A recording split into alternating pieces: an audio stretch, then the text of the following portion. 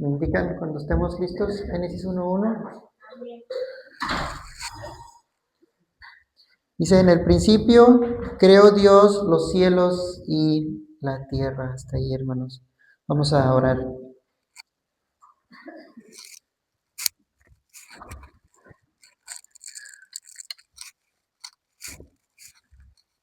Señor, en esta mañana queremos darte gracias porque hemos terminado este año 2025 y comenzamos el nuevo año 2026.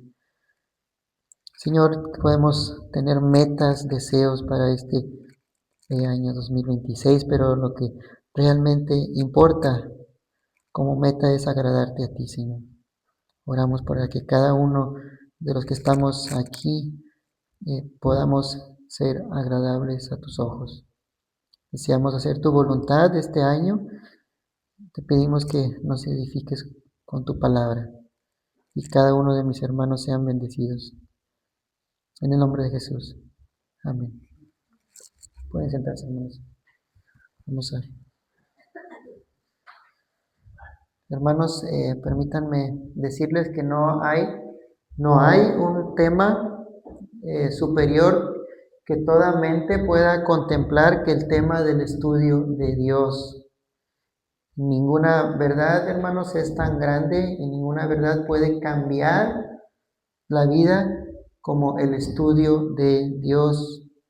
Como introducción, déjenme leerles una pequeña historia que encontré en un libro, ¿verdad? En 1855, un simple predicador de 20 años en Londres, Inglaterra, se convertiría, hermanos, en el príncipe de los predicadores. Se paró en el púlpito y comenzó su exposición, hermanos, de Malaquías 36. Y en la introducción, este joven predicador de 20 años dijo estas palabras, profundas palabras, dice: en la contemplación de la divinidad hay algo extraordinariamente beneficioso para la mente. Es un tema tan amplio que todos nuestros pensamientos se pierden en su inmensidad. Es tan profundo que nuestro orgullo se ahoga en su infinitud. Nosotros podemos abarcar y enfrentar otros temas. En ellos sentimos una especie de autosatisfacción y proseguimos con nuestro camino pensando: he aquí que yo soy sabio. Pero cuando nos aproximamos a esta ciencia de las ciencias, esto es el conocimiento de Dios, encontramos que no podemos medir su profundidad, el conocimiento de Dios, y que nuestro ojo de águila no puede ver su altura. Nos alejamos pensando que el hombre cualquiera quisiera ser sabio, pero que es como un burrito salvaje, y entonces exclama solemnemente: soy de ayer y no sé nada. Ningún tema de contemplación tenderá a humillar la mente en mayor medida que los pensamientos de Dios. Y este predicador tenía razón. Él acertó, hermanos, en el objetivo. No hay tema tan humillante, hermanos, como el estudio de Dios, el tema de Dios. Dijo un teólogo: estamos, por así decirlo, como una polilla en la superficie del sol, contemplando el resplandor brillante del sol, y nos damos cuenta que no somos nada. En Génesis 1:1 es un texto muy corto, hermanos, muy corto, pero poderoso, que podemos pasarnos horas, hermanos, días, semanas, meses, años, intentando conocer más sobre el carácter de Dios. Hablar sobre Génesis 1:1 es hablar el carácter de Dios. Y realmente conocer a Dios debe ser una prioridad, hermanos, en nuestras vidas. ¿Por qué? Porque ¿cómo vas a amar a Dios cuando no lo conoces? ¿Cómo amar a alguien que no conoces? Por cierto, el libro de Génesis en hebreo es llamado Bereshit, que significa en el principio. En el principio Y creo que no está de más decirles que la necesidad más grande que el ser humano tiene, hermanos, es conocer a Dios, conocer a Dios. Dios es quien endereza todo lo torcido, hermanos. Dios es la brújula que nos da la dirección a donde debemos caminar. Dios es la roca en la que ustedes deben edificar su vida. Dios es la motivación de por qué estamos aquí. Hermanos, sin Dios, la vida del hombre es un laberinto. No tenemos la vista para ver el laberinto de esta vida. No sabes para dónde vas ni cuándo vas a llegar. No sabes en qué dirección vas. No sabes si continuar o devolverte. Y todos los planes que el hombre fabrica, hermanos, sin Dios, no importa en qué dirección vaya, todo lo ha fabricado sobre arena movediza. Porque todo comienza con Dios, hermanos, y termina con Dios. Él es el alfa y el omega. ¿Recuerdan esas palabras? Alfa y omega son la primera y última letra del alfabeto griego. Alfa es la primera letra del alfabeto griego y la omega es la última letra. Alfa y omega. Dios es el principio, hermanos, de cada cosa. Dios es el principio de cada vida. En el principio, cuando tú no tenías vida y estabas siendo concebido en el momento en el que el óvulo de tu madre y el espermatozoide se unieron, Dios le dio vida, porque Él es el dador de la vida. Él lo permitió, Él lo autorizó. Él es desde el principio y Él es el fin, hermanos, de su vida. En el principio, cuando aún no le conocías y Dios te hizo nacer de nuevo, Dios intervino y te dio vida, hermanos, por su Espíritu. Para los que estamos casados, en el principio de su matrimonio, Dios unió al hombre y la mujer, haciéndolos una sola carne. En el principio de tu vida académica, Dios estaba allí. En el principio creó Dios los cielos y la tierra. Pero me gustaría profundizar más, ahora sí que extraer el significado de esta frase. En el principio creó Dios los cielos y la tierra. Antes de que hubiera creación, Dios, antes de que el tiempo empezara a contar, Dios, antes de que existiera el espacio donde el universo se encuentra, Dios, antes de que hubiera luz, Dios, desde la eternidad, hermanos, hasta la eternidad, Él es Dios. En el principio creó Dios los cielos y la tierra. Y esta frase lo establece, hermanos, como creador. Y el creador habla y las cosas suceden. La frase con la que comenzamos, en el principio creó Dios los cielos y la tierra, establece a Dios no solo como creador, sino también sostiene, hermanos, lo que Él mismo creó. Si no lo sostiene, entonces el universo colapsaría. Y esto lo establece como dueño y señor, hermanos, sobre todas las cosas. Y si es el dueño y señor, entonces eso lo hace soberano. Y por ende, Él es el dueño del cielo y de la tierra. Acompáñenme a Deuteronomio 10:14.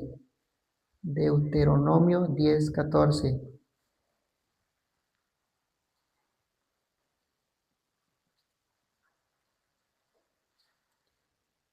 Deuteronomio 10:14.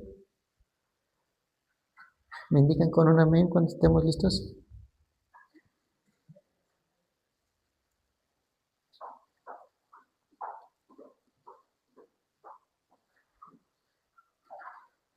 Deuteronomio 10:14.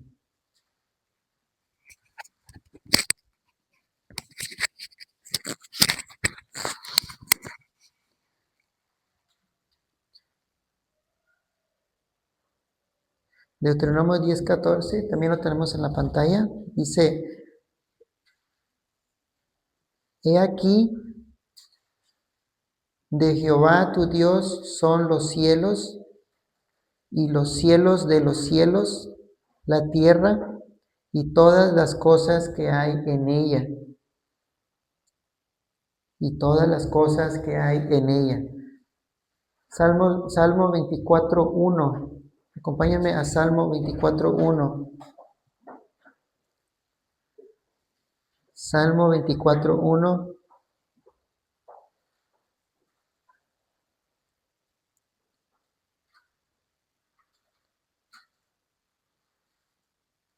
Salmo 24:1. Dice, de Jehová es la tierra y su plenitud, el mundo y los que en él habitan. Él es soberano, hermanos. Él tiene el poder para hacer conforme al consejo de su voluntad, sin preguntarle al ser humano cómo hacerle. De hecho, vean lo que dice el Salmo 115:3.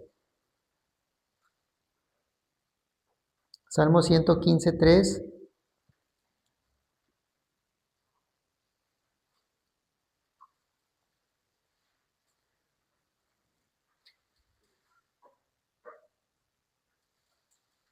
Salmo 115:3 dice, nuestro Dios está en los cielos, todo lo que quiso ha hecho. Nuestro Dios está en los cielos, todo lo que quiso ha hecho.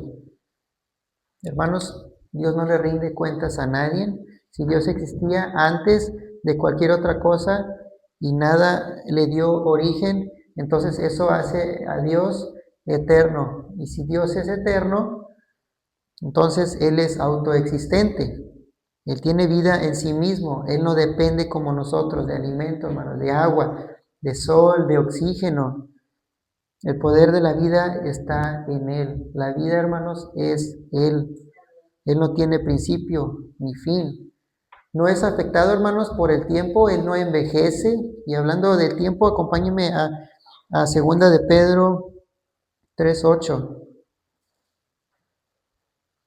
2 de Pedro 3:8.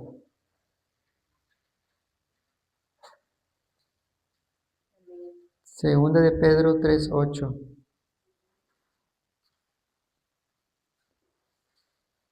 Dice, mas, oh amados, no ignoréis esto, que para con el Señor un día es como 1000 años y 1000 años como un día.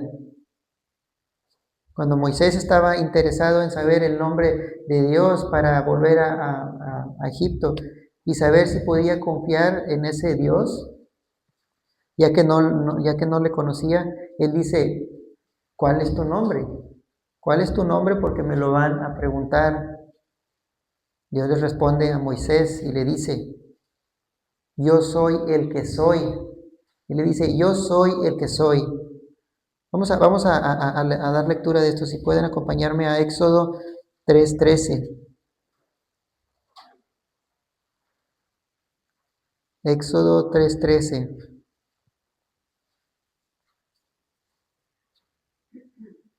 Éxodo 3:13. También lo tenemos en la pantalla, hermanos. Éxodo 3:13 dice, dijo Moisés a Dios, he aquí que llego yo a los hijos de Israel y les digo, el Dios de vuestros padres me ha enviado a vosotros. Si ellos me preguntaren cuál es su nombre, ¿qué les responderé? Y respondió Dios a Moisés, yo soy el que soy, yo soy el que soy.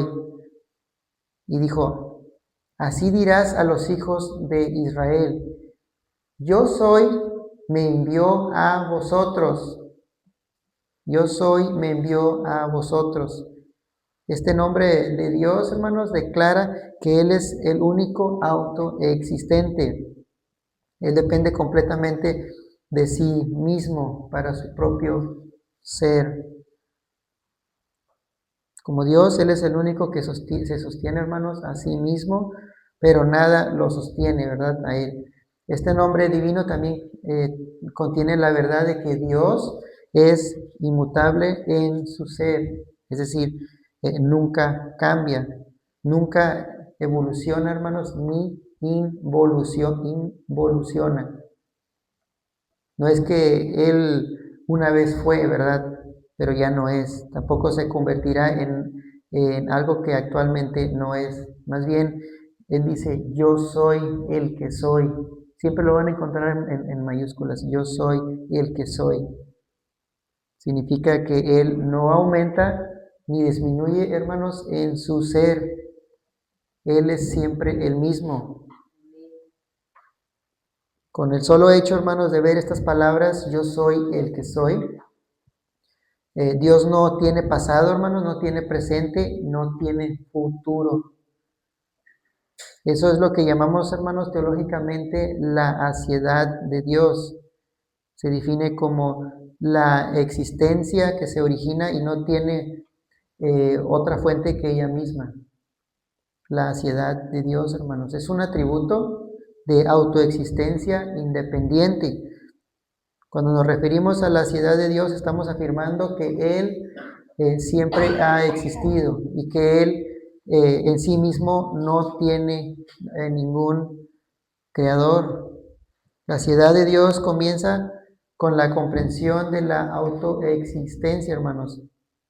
Él es la vida, posee la vida y Él es el dador de la vida. Leíamos nuestro texto, ¿verdad? Este texto poderoso en el principio. Creó Dios los cielos y la tierra, Génesis 1:1. Este texto le dice a usted de que todo fue creado, Dios ya existía, ningún poder externo lo hizo nacer. Antes de que Dios creara cualquier vida, Él ya tenía vida en sí mismo, hermanos. Todo lo que Dios hizo realidad tiene su origen en Él mismo. Todo lo que ha hecho sigue dependiendo de Él. Él mismo no depende de algo externo, hermanos, a Él. Él sostiene y mantiene su propia existencia, así como el universo entero con la palabra de su poder. Él es el creador de todo lo que existe, por lo tanto, Él es la fuente de lo que sustenta. Autoexistente, hermanos, autosuficiente, Él es nuestro Dios, ese es su Dios. En el principio creó Dios los cielos y la tierra. Dios está diciendo, yo no le debo explicación a nadie, yo no tengo que explicarle lo que ustedes ya conocen. Que lo nieguen, bueno, ya esa es otra cosa. El apóstol Pablo a los Romanos capítulo 1, Dios se revela como creador, hermanos, y omnisciente, y nos da a entender que no hay nadie que sea un verdadero ateo. Romanos 1:19, si pueden acompañarme. Romanos 1:19.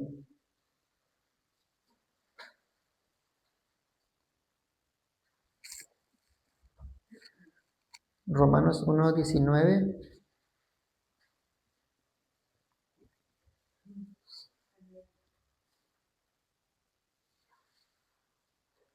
Romanos 1:19 dice, por lo que de Dios se conoce, les es manifiesto. Vean, por lo que de Dios se conoce, le es manifiesto. Esto es, que dentro de cada ser humano, hermanos, hay una conciencia puesta de manera soberana por Dios que nos dice que existe un creador. Sigo leyendo. Dice, pues Dios se lo manifestó, porque las cosas invisibles de Él, ¿cuáles cosas invisibles de Él? Su eterno poder y deidad, dice, su eterno poder y deidad. Dios está diciendo, cuando tú volteas al cielo y miras las maravillas, sobre todo en nuestro tiempo que tenemos el privilegio, hermanos, de ver imágenes del planeta Tierra, su forma perfecta, hermanos, circular, las nubes, la puesta del sol, es únicamente, hermanos, una evidencia de su eterno poder y deidad. Y luego continúa diciendo en el versículo 20, dice, se hacen claramente visibles desde la creación del mundo, siendo entendidas por medio de las cosas hechas, de modo que no tienen excusa. De modo que no tienen excusa, no hay excusa. Salmo 19:1. Salmo 19:1 dice, se los leo. Salmo 19:1 dice, los cielos cuentan la gloria de Dios. Es un texto muy cortito. Los cielos cuentan la gloria de Dios. Dios dice, ya lo hice evidente, yo lo hice evidente dentro de ellos. En el interior del ser humano hay algo que le dice que existe un Dios. Hay algo en su conciencia que les dice que tiene que existir algo más poderoso que nosotros. Cuando discernimos lo que es bueno y lo que es malo por sentido común, sabemos que la materia no puede darte esa conciencia, hermanos, ni el discernimiento. Y sí es verdad, la Biblia dice que el necio ha dicho en su corazón, no hay Dios. Salmo 14:1. El necio significa falto de sabiduría. Hermanos, nada impacta o influencia la vida del ser humano que conocer a Dios. Esa es la necesidad, hermanos, del incrédulo y esa es la necesidad también del creyente. Oseas 4:6. Oseas 4:6, si pueden acompañarme, Oseas 4:6.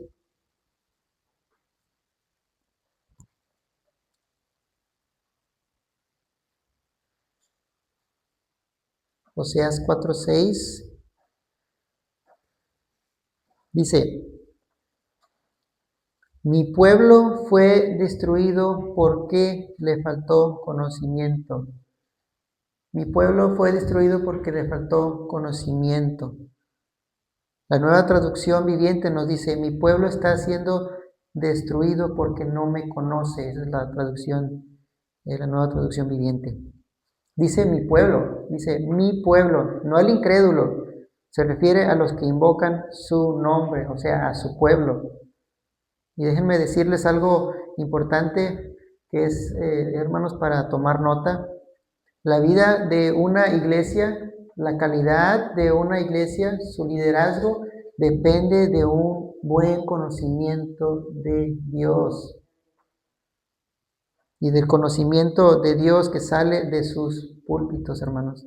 Y por ende la calidad de una adoración depende del concepto que tengamos, hermanos, de ese Dios al que adoramos. Dime cómo piensas y te diré cuánto conoces de Dios. Dime cómo vives y te diré cuánto conoces de Dios. Dime cómo adoras a Dios y te diré cuánto conoces de Dios. No hay idea, hermanos, no hay idea, no hay libro, no hay verdad, no hay concepto, no hay absolutamente nada que pueda cambiar tu vida, tu pensamiento, la dirección a donde vayas, que el conocimiento de Dios. Ninguna vida se puede levantar, hermanos, por encima del concepto de Dios que él o ella tenga. De hecho, tu vida y la mía, hermanos, es un reflejo de cuánto conocemos a Dios. También podemos ver la vida de cualquier persona como un espejo que refleja cuánto conoce al Dios que le dio vida. Y al hablar de este tema de Dios debemos hacernos, hermanos, una pregunta. Debemos hacernos una pregunta.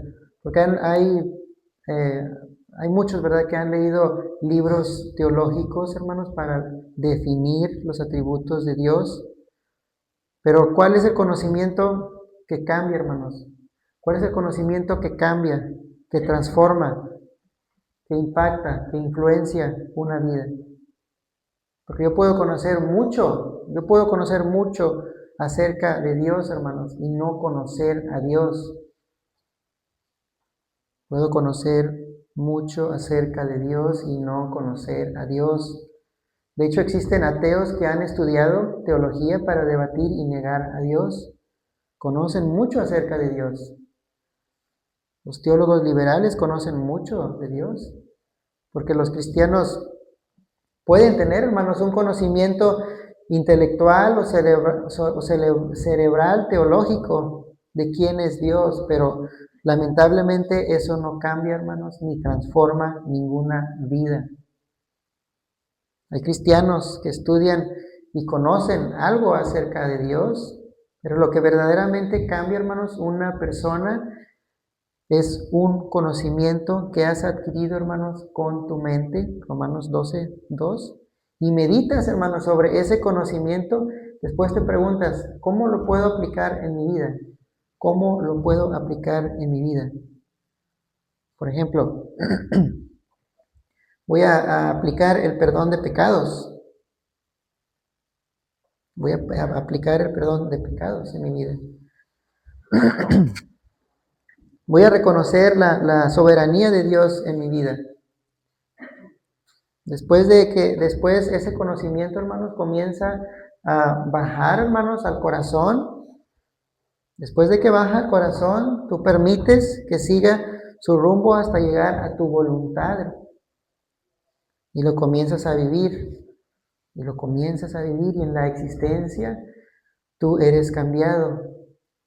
Cuando todo este proceso es un éxito, entonces es llamado, hermanos, experiencial y existencial. ¿Por qué experiencial? Porque yo he tenido una experiencia, hermanos, con ese Dios. ¿Por qué existencial? Porque ese Dios ha afectado, hermanos, mi existencia. Ese es el conocimiento verdadero, hermanos. Estaba recordando mientras hablaba de Hechos 17:28, si pueden acompañarme. Hechos 17:28.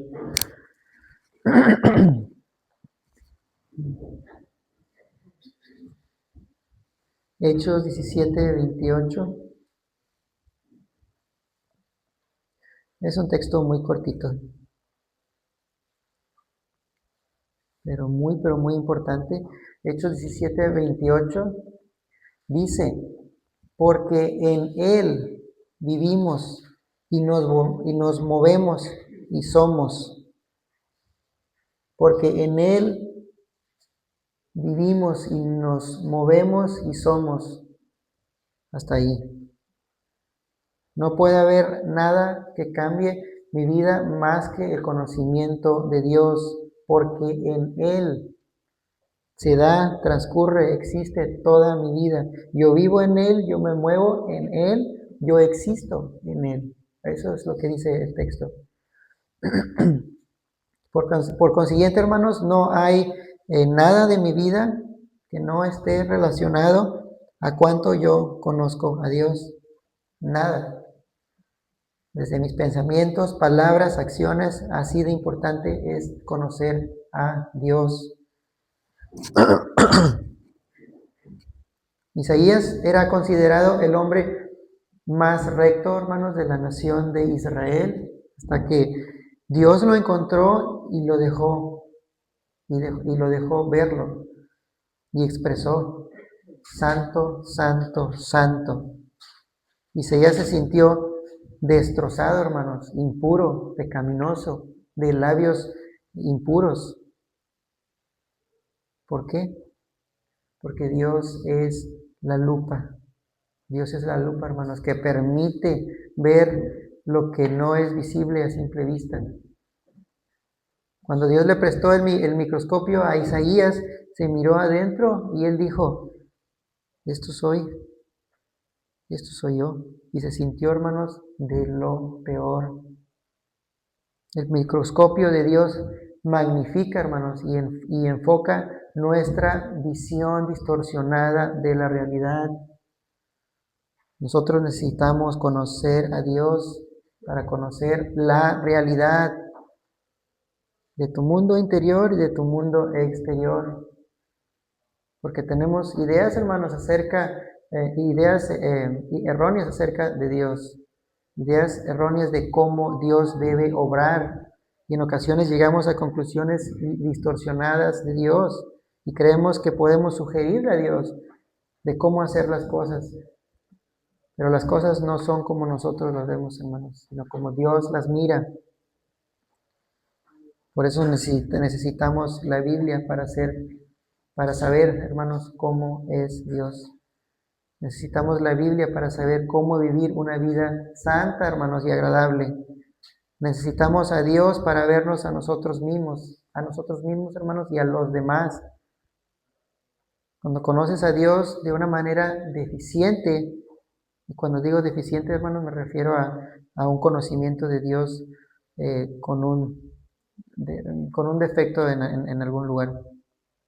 Pocas veces caminamos bien porque esa distorsión como que me hace, hermanos, tropezar. Y la razón por la que pensamos que estamos bien es porque hay caminos, hermanos, que al hombre le parecen correctos, pero al final son caminos de muerte. Y defendemos esos caminos. Estoy convencido, lo proclamo, hermanos, y lo digo, y al final me fui, hermanos, por el precipicio, porque era un camino de muerte. Y así es la naturaleza caída, hermanos, así es la mente caída. Y es que nuestra naturaleza caída mantiene, hermanos, nuestra mente a oscuras.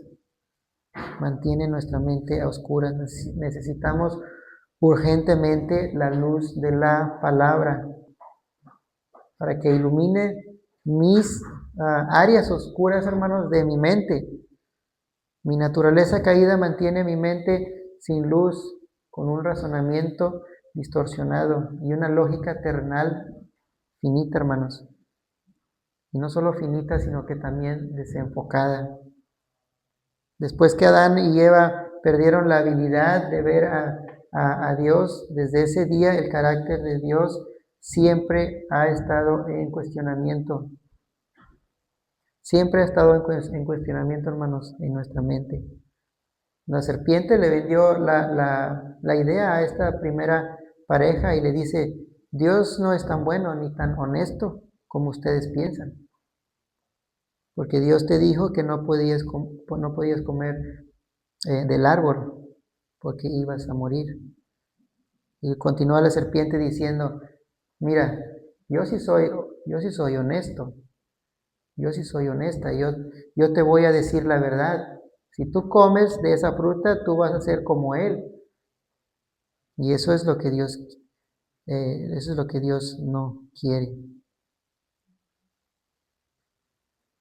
¿Qué es lo que está en cuestionamiento aquí, hermanos?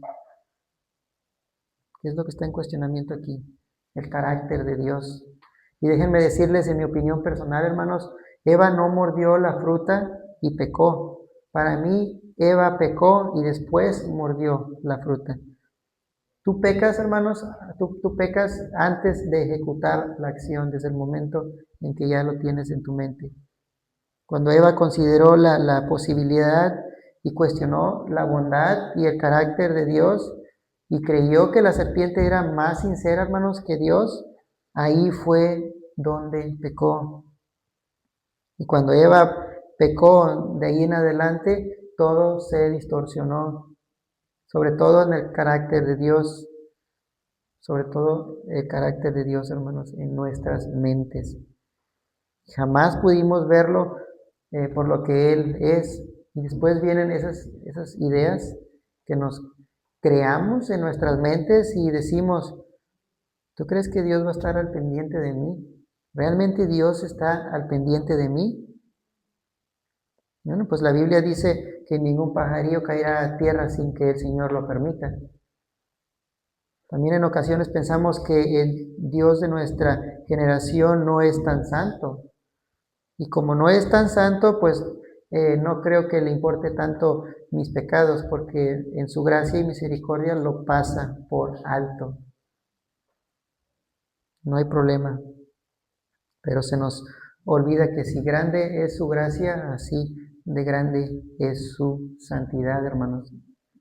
El problema no es Dios, el problema soy yo. Yo necesito ser recordado delante de quién estoy, delante de quién estamos.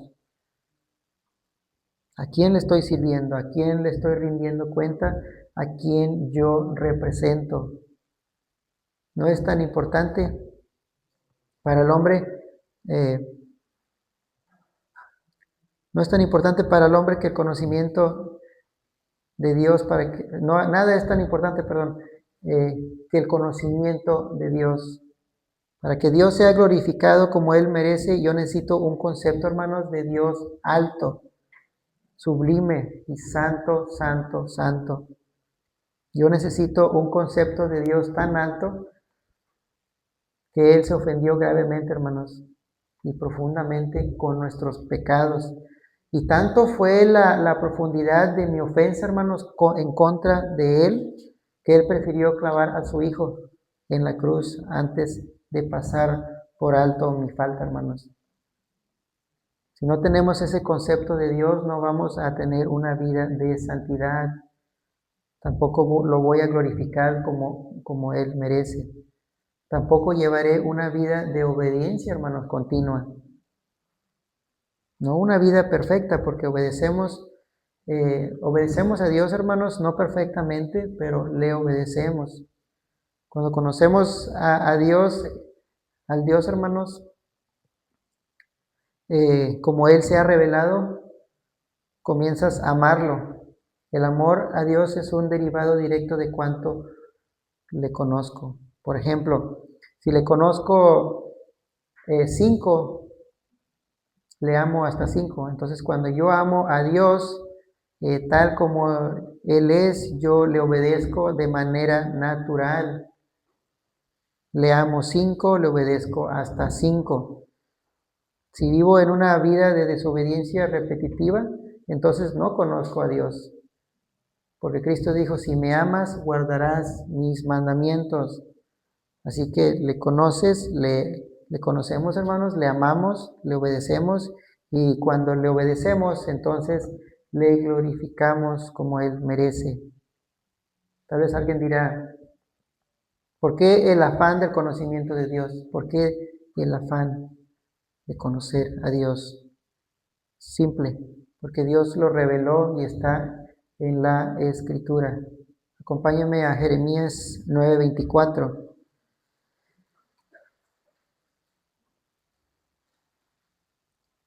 Jeremías 9:24. Vamos a ver por qué el afán de conocer a Dios.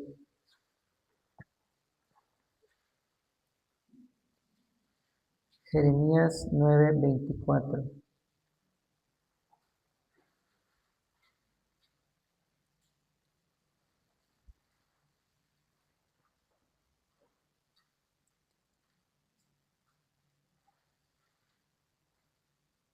Jeremías 9:24 dice, mas el que se hubiere de alabar, dice, alábese en esto, en entenderme y conocerme, que yo soy Jehová, que hago misericordia, juicio y justicia en la tierra, porque en estas cosas me complazco, dice Jehová. Aquí está por qué nosotros tenemos que conocer a Dios, porque el afán de conocer a Dios. Dice, alábese en esto, en entenderme y conocerme,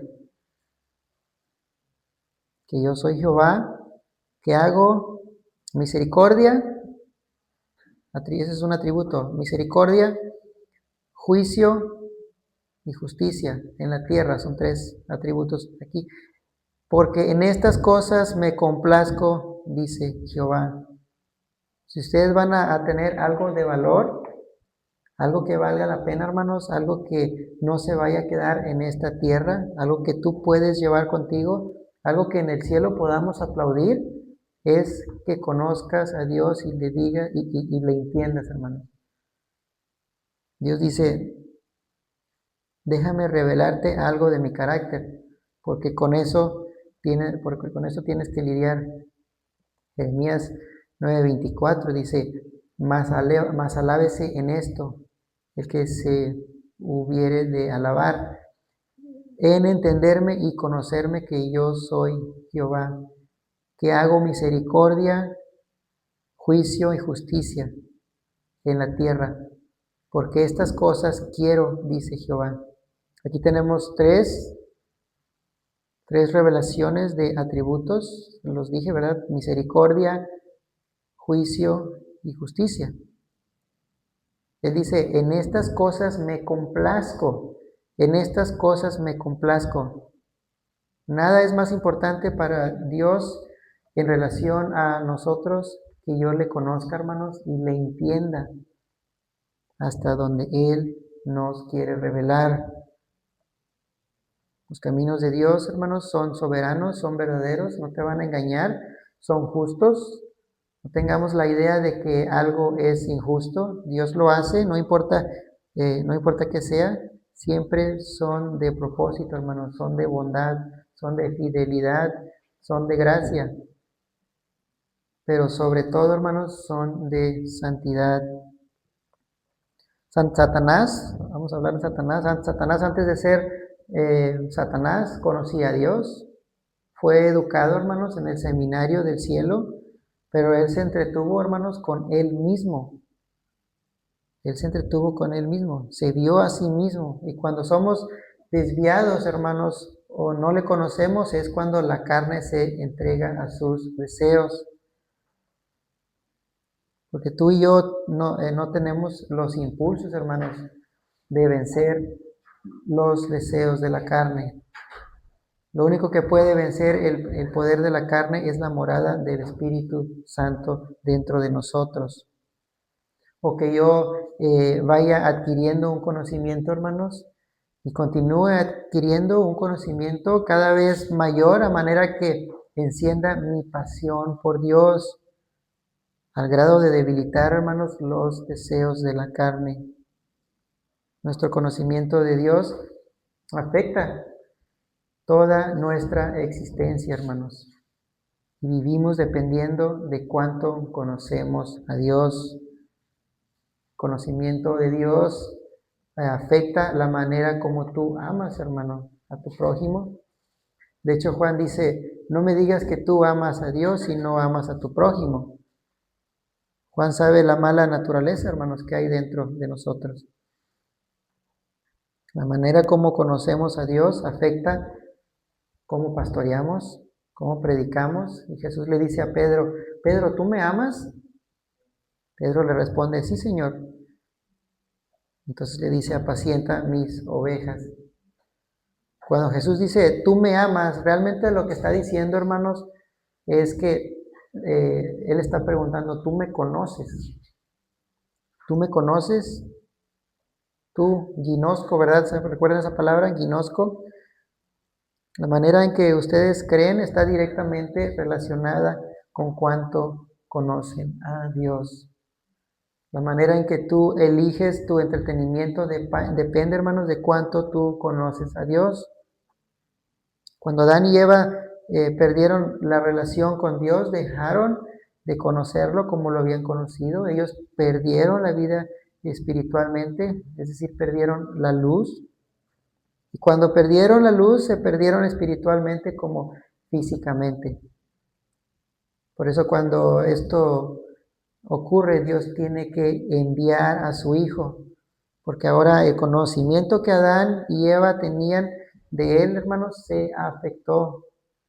Y cuando Cristo viene en el aposento alto, horas antes de morir, en Juan 17:3, Él dice esto, en Juan 17:3, vean lo que dice, y esta es la vida eterna, que te conozcan a ti, el único Dios verdadero y a Jesucristo a quien tú has enviado. La vida eterna está relacionada con conocer a Dios, el único Dios verdadero, y a Jesucristo, porque Él es, hermano, el camino, la verdad y la vida. Jesús es el segundo Adán, Jesús es el segundo Adán, quien vino a mostrarnos, hermanos, el camino de vuelta a Dios. El primer Adán, hermanos, fue probado en un huerto hermoso y fracasó. Cristo fue probado en un desierto peligroso y triunfó. El primer Adán fue un ladrón y fue expulsado, hermanos, del paraíso. Y Cristo se volvió al ladrón en la cruz y le dijo, hoy estarás conmigo en el paraíso. El libro de las generaciones de Adán, hermanos, termina con una maldición. El libro de las generaciones de Jesucristo, la cual es la manera en la que Mateo comienza y termina con una promesa. Apocalipsis 22:3 dice, no habrá más maldición. El Antiguo Testamento dio la ley para mostrarle al hombre, hermanos, su miseria. El Nuevo Testamento da la vida de Cristo, hermanos, para mostrarle al hombre la felicidad verdadera. Entonces, regresando a nuestro texto en Génesis 1:1. En el principio creó Dios los cielos y la tierra. En el principio creó Dios los cielos y la tierra. En Él, este conjunto de palabras en ocasiones, hermanos, comienzo de donde dice en Él, es un conjunto de palabras que en ocasiones describen a Dios o a Jesucristo. Y entiendo que las usamos en nuestra vida diaria para completar un comentario, ¿verdad? Una frase. En la Biblia este conjunto de palabras terminan siendo palabras teológicas y vamos a ver unos textos para tener más contexto. Estamos enfocados en Él únicamente, en Él. Primera de Juan 5:14. Primera de Juan 5:14, lo vamos a tener aquí en la pantalla. Primera de Juan 5:14 dice, y esta es la confianza que tenemos en Él, que si pedimos alguna cosa conforme a su voluntad, Él nos oye. Primera de Juan 4:13.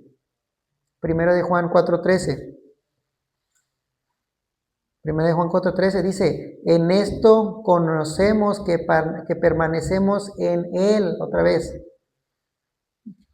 y Él en nosotros, en que nos ha dado de su Espíritu. Primera de Juan 3:6. Primera de Juan 3:6 dice, todo aquel que permanece en Él, otra vez, todo aquel que permanece en Él no peca. Todo aquel que peca no le ha visto ni le ha conocido. Otra vez vamos a buscar en 2 Tesalonicenses 1:12.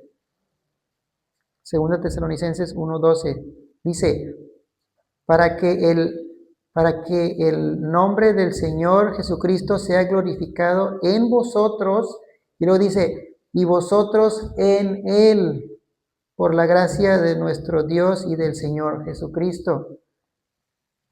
Colosenses 2:10. Colosenses 2:10 dice, y vosotros estáis completamente en Él. Y vosotros estáis completamente en Él, que es la cabeza de todo principado y potestad.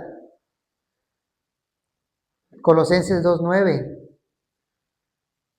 Colosenses 2:9 dice, porque en Él habita corporalmente toda la plenitud de la deidad. En Él. Y esos solo son algunos textos donde el Espíritu Santo usa estas palabras en Él, refiriéndose a nuestro Dios. También tenemos otra palabra interesante, una palabra muy interesante, y esa es principio, o en el principio. Principio, esta palabra en hebreo, la palabra principio, estamos en la segunda. Esta palabra en hebreo es arche, A-R-C-H-E. Entonces esta palabra principio no puede ser usada como lo usamos, hermanos, comúnmente nosotros. Es decir, podría decir en el principio cuando comenzamos el servicio. Aquí tenemos, hermanos, un principio y un fin. Hay un principio y un fin. A diferencia cuando leemos Génesis 1:1, eh, en el principio creó Dios los cielos y la tierra. Aquí no existía el tiempo, porque el tiempo de Dios, hermanos, es infinito. Él no tiene un inicio o un fin. Vamos a buscar algunos textos que nos muestran esta palabra, principio. Hebreos 1:10. Hebreos 1:10 dice, Hebreos 1:10 dice, y tú, oh Señor, en el principio fundaste la tierra y los cielos son obra de tus manos. Y tú, oh Señor, en el principio fundaste la tierra y los cielos son obra de tus manos. Primera de Juan 1:1 dice, Primera de Juan 1:1.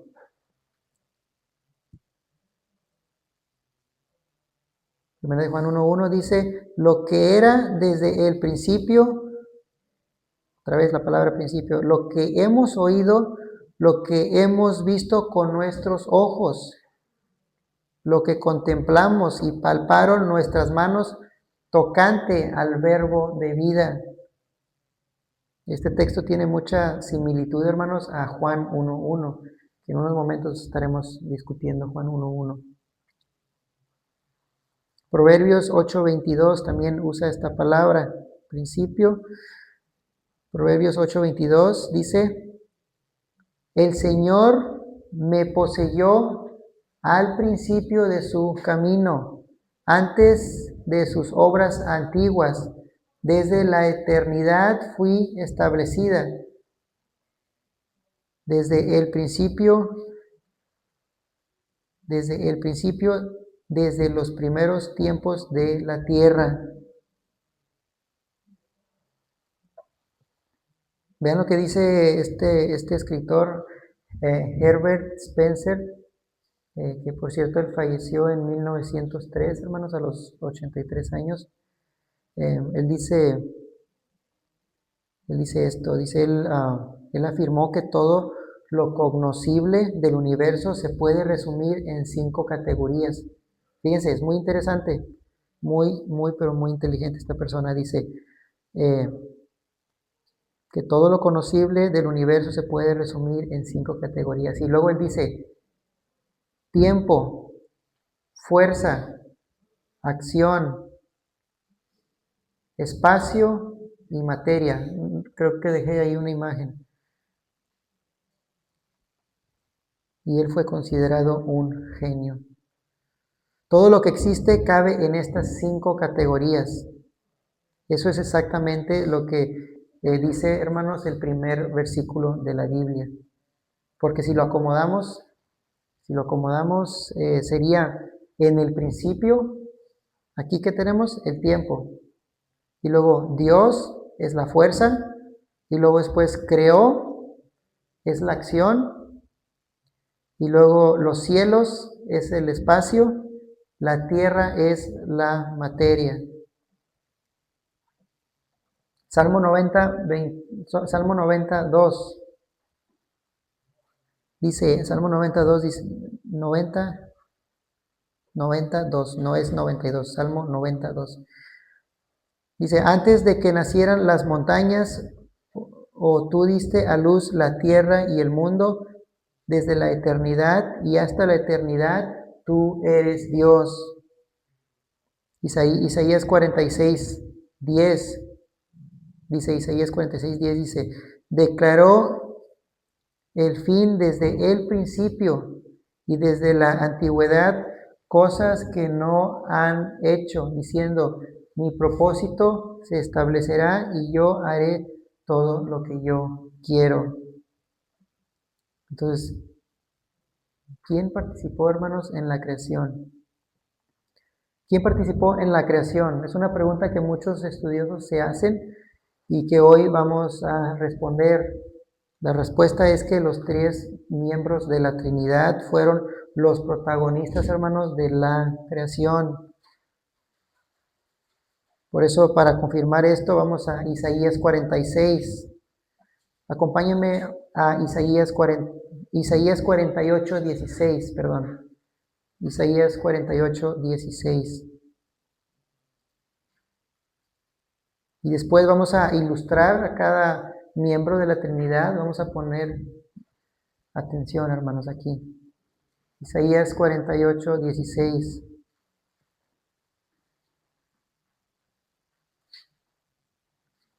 Isaías 48, 16 dice: acercaos a mí, oíd esto, desde el principio, arche en hebreo, cuando el tiempo no contaba, desde el principio. No hablé en secreto, no fue una creación secreta.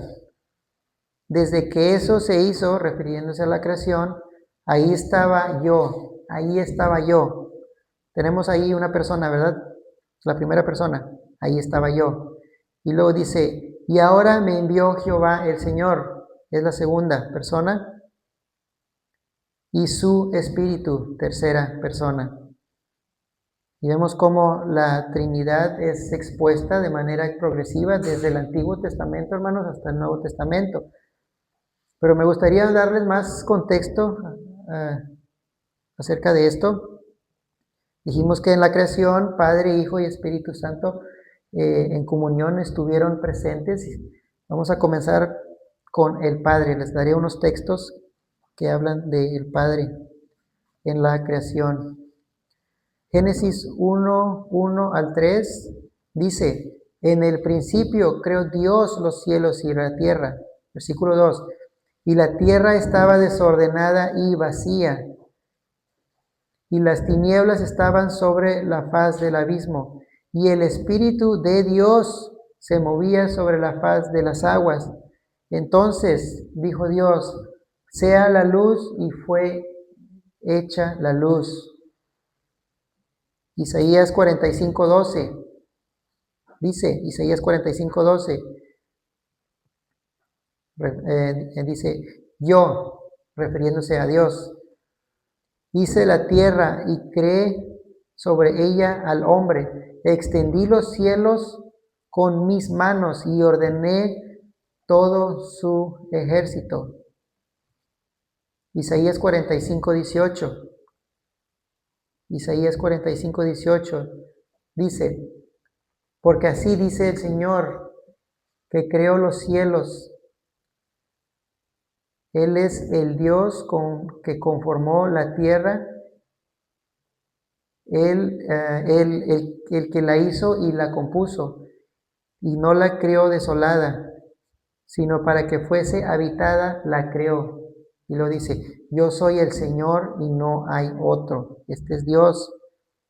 Isaías 48, 13. Isaías 48, 13. Dice, ciertamente mi mano fundó la tierra. Este es Dios hablando. Y mi diestra extendió los cielos. Cuando los llamó, se mantienen unidos. Este es Dios en la creación. Ahora veamos al Hijo. Vamos a ver, ya vimos al Padre, ¿verdad? En la creación, ahora veremos al Hijo. Juan 1:3. Juan 1:3. Juan 1:3 dice, todas las cosas por Él fueron hechas, y sin Él nada de lo que ha sido hecho fue hecho. Colosenses 1:15. Estamos viendo el Hijo en la creación. Colosenses 1:15. Dice, Él es la imagen del Dios invisible. Recuerden que Jesús dijo, si han visto al Hijo, han visto al Padre. Jesús está haciendo un exégesis de Dios. Exégesis es extraer el significado, ¿verdad? Teológicamente, exégesis es extraer el significado del texto. En este caso, Jesús está haciendo un exégesis de Dios. Y luego dice, continúo leyendo, dice, el primogénito de toda creación, versículo 16, porque en Él, esa palabra, recuérdenla, porque en Él fueron creadas todas las cosas, las que hay en los cielos y las que hay en la tierra, visibles e invisibles, sean tronos, sean dominios, sean principados, sean potestades, todo fue creado por medio de Él y para Él. Hebreos 1:2. Hebreos 1:2.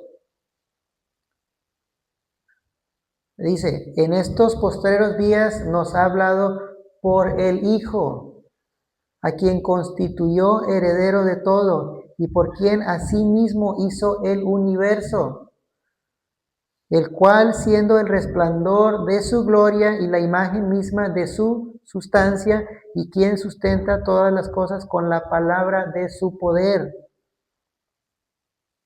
Y si no es suficiente, vayamos a Apocalipsis 3:14.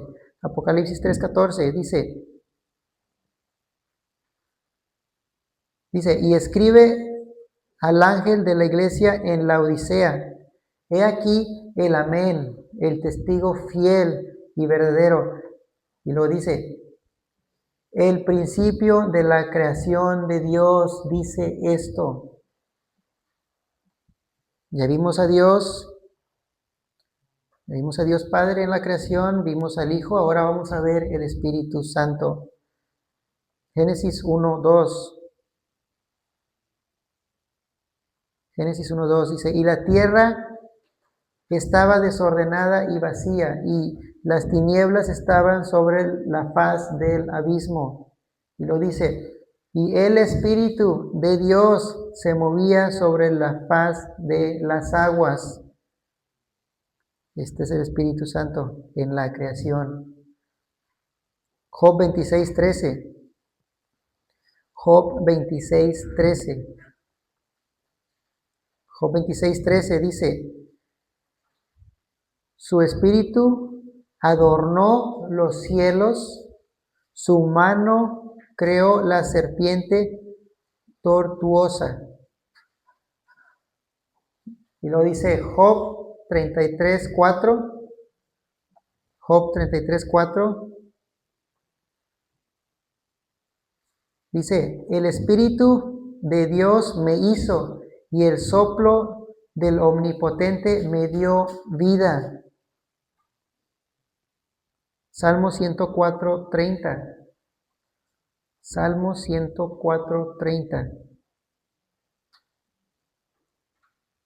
Dice, envías tu espíritu, son creados y renuevas la faz de la tierra. Salmo 104:30.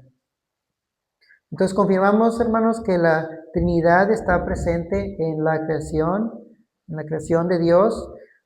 Otro punto que me gustaría aclarar es que cuando estudias más a profundidad, hermanos, Génesis 1:1, te das cuenta que la exégesis nos la da Juan 1:1. Juan 1:1 al 3, si pueden acompañarme. Juan 1:1 al 3. Juan 1:1.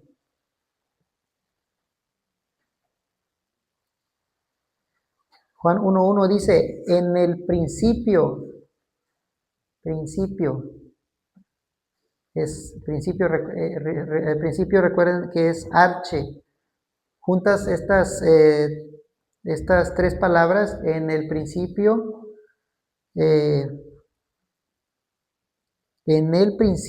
son tres palabras, y se convierte en la palabra Bereshit. Creo que les dejé una imagen ahí. En el principio, son tres, sí. Luego continúo leyendo.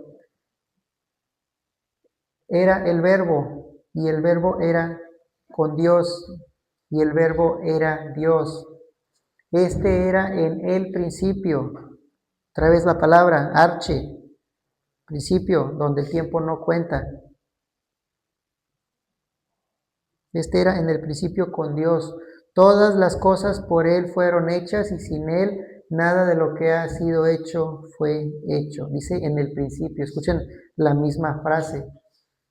Era el verbo ya existía, el verbo era con Dios. ¿Cuándo fue esto?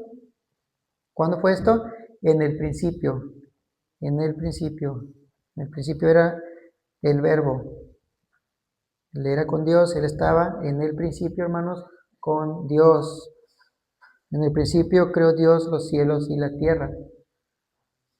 Pero resulta que Juan dice que todas las cosas por Él fueron hechas, por el Verbo, es decir, por Jesús. Y nada de lo que nada de lo que ha sido hecho fue hecho. Ahora entiendo mejor Génesis 1:1. En el principio el Dios trino. Había un Dios trino, hermanos. De hecho, la palabra ahí para Dios es Elohim, Elohim, Elohim. En mayúscula también es un plural, probablemente hablando de la Trinidad en el principio, que no había nada, ¿verdad? Ya el Verbo estaba con Dios, el Padre y Jesús, hermanos, el Padre y Jesús, el Espíritu Santo, crearon los cielos y la tierra. Después Juan 1, 1 al 3 me deja ver que todo fue hecho y nada de lo que ha sido hecho sin Él fue hecho. Más adelante nos dice que en Él estaba la vida, que en Él estaba la vida. Una vida de obediencia, hermanos, permanente, revela que verdaderamente conocemos a Dios. El conocimiento de Dios no nos sirve si es solamente teológico, tiene que ser experiencial, porque ahí es donde nosotros revelamos, hermanos, a Dios, a otros. Y hoy, hermanos, quiero que se lleven esto en su corazón, no en su mente, sino en su corazón. Vamos a orar.